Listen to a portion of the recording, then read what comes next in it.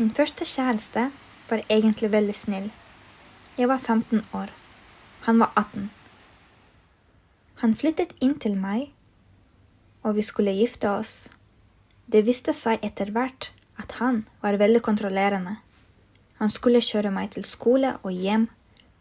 Jeg fikk ikke treffe venner. Han ville være med meg 24/7. Jeg fikk ikke møte venninner. Det var som å ha en ny far, og det orket jeg ikke. Han skulle kontrollere hvert steg jeg tok. Det var sommer, og jeg flyttet ut til en venninne uten å si hvor jeg var. Han fant meg til slutt. Vi skulle egentlig på ferie den sommeren. Han sa, hvis du flytter hjem noen dager, så drar vi på ferie. Hvis du fremdeles vil forlate meg etterpå, så drar jeg. La meg få vise at jeg har endret meg. Men da jeg kom hjem, var det tilbake til det samme gamle igjen. Jeg fikk ikke være alene et sekund engang. Han hadde ofte troet med å drepe oss begge, hvis jeg noen gang forlot ham. Men jeg trodde ikke på det. Det er jo sånt man sier når man er sint. Den dagen det skjedde, følte jeg meg så innestengt og ville gå ut en tur. Jeg spurte om han ville være med og gikk på badet for å sminke meg. Blir du med? Sa jeg da jeg gikk mot utgangsdøren. Så husker jeg ikke mer. De neste minuttene var borte for meg. Da jeg kom til meg selv, satt han oppå meg. Jeg fikk ikke puste. Det var blod overalt. Jeg prøvde å få ham til å ringe ambulansen. Først ville han ikke.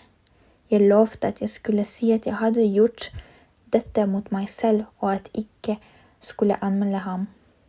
Jeg lovte at jeg skulle bli hos ham. Jeg sa hva som helst, så han skulle ringe. Til slutt ringte han ambulansen. Men først stakk han seg selv med kniven i magen. Da ambulansen kom, sa jeg igjen og igjen at jeg hadde gjort det mot meg selv. Legene mente at det var et mirakel, at jeg hadde overlevd. Jeg hadde fått 21 knivstikk. Jeg døde nesten, hadde så mange indre skader. Et av stikkene var bare 1 millimeter fra hjertet mitt. Etterpå måtte jeg lære å gå igjen. Det var så mange skader i kroppen min. Jeg har ikke kunnet jobbe over lengre tid etter det. Jeg får vondt i ryggen, så jeg er uføretrygdet. Men det er nesten som om jeg er forfulgt av ulykker. Det er som om slike menn velger meg.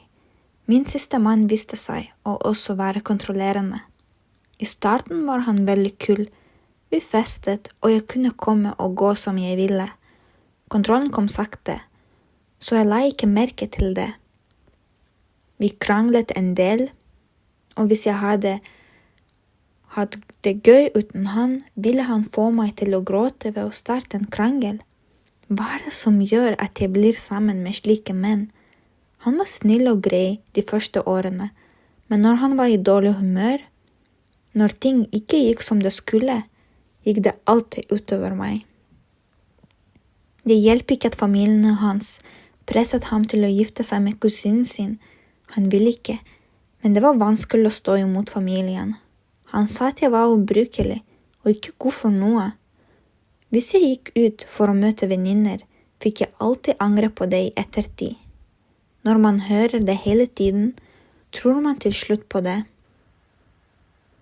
Vi kranglet så mye i den perioden.